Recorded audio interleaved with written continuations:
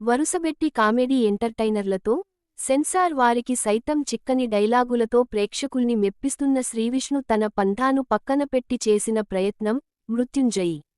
శ్రీ హుస్సేన్ షా కిరణ్ దర్శకత్వంలో తెరకెక్కిన ఈ చిత్రంలో రెబా మోనికా జాన్ కీలక పాత్ర పోషించింది. గతవారమే విడుదలవ్వాల్సిన ఈ చిత్రం ఇంటర్నల్ సెటిల్మెంట్స్ పుణ్యమా అని నేడు, మార్చి 6 విడుదలైంది.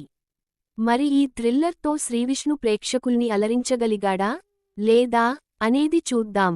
కథ: మృత్యుంజయ్ అలియాస్ జై, శ్రీవిష్ణు, స్వేచ్ఛ అనే దినపత్రికలో శ్రద్ధాంజలి ప్రకటనలు రికార్డ్ స్థాయిలో వేయిస్తూ ఎండీ మన్ననలు అందుకుంటాడు. అయితే, క్రైమ్ బ్యూరోలో జాయినవ్వాలన్న అతని కోరిక మాత్రం ఎందుకో నెరవేరదు.